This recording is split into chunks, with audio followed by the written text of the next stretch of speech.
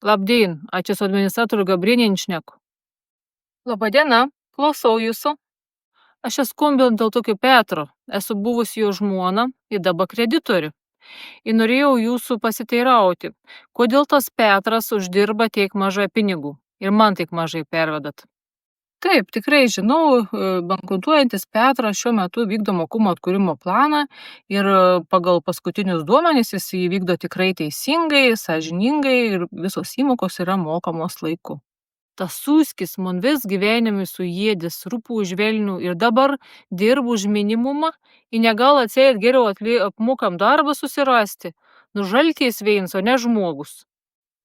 Pone, aš labai apgailestauju, kad nesusiklostė gyvenimas tarp jūsų, tačiau, kaip bebūtų, šiuo metu mes žiūrime tik tai į mokumo atkūrimo plano vykdymą, į bankroto bylą. Aš tikrai labai nenorėčiau pas jūs aiškintis kažkokių tai asmeninių santykių, nemalonu tokiuose pokalbiuose dalyvauti ir aš galiu pakonsultuoti jūs tik tai tiek, kiek liečia jo bankroto bylą ir šiuo metu jis to geriau apmokamo darbo ieškosi, o esamame darbe, kur dirba, jisai gauna dar papildomų įvairių privilegijų, kurios taip pat, skaičiuojasi į tą bendrą darbo užmokesčio sumą. Žinot, administratorė, aš jums atvirai pasakysiu. Iš tikrųjų, tai jis gyven su savo sugyventin, gerunta firmėl sugyventintur, tai tiko negal daugiau mokėto bankruot bylo. Šeim palieka, manim palieka, pats su ta plekš kažkok tai išeina, ku dabar man daryti. Ir net pinigų negal normaliai pervest, kad bent širdz atsigautum. Pone, aš dar kartą pasikartosiu, kad jokios asmeninio gyvenimo aplinkybės manęs tikrai nedomina, su kuo jis gyvena, kaip gyvena. Visiškai mums bylai neturi jokio ryšio ir aš tiesiog norėčiau, kad tarpusavio santykius jūs išsispręstumėte geruoju ir manęs tiesiog nepainiotumėt į šios visus dalykus.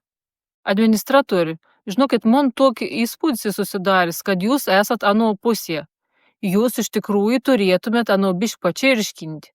Iš tikrųjų, jis yra labai blogas žmogus. Aš anam išvis to bankruot bylą žad nutraukti. On toks čia derstvininkas, kad aš jau nežinau, nieko be pasakyti. Ir jūs dar čia kažką panaužstojat. Pone, aš tikrai nepalaikau nei vienos pusės. Mano pareiga yra tik prižiūrėti, kad planas būtų tinkamai vykdomas. Šiuo metu jis yra tinkamai vykdomas ir nėra jokių pagrindų, kaip jūs kad sakot, Petrą pačirškinti. Da pasikartuis, kai jūs manim gerai suprastumėt. Aš noriu gauti reguliarės nemažiau kas 3 mėnesio ataskaits, kunsten dirb, a kažką pradėjo daugiau dirbti, o jeigu ne, tai žinokit, tepi bus. Ir nebebus anam tos jokios bankruot bylos, galės ir išmesti tą plekšanų, nebeturės už ko išvis pragyventi, antstolę užpuls, bus amen. Viso gero.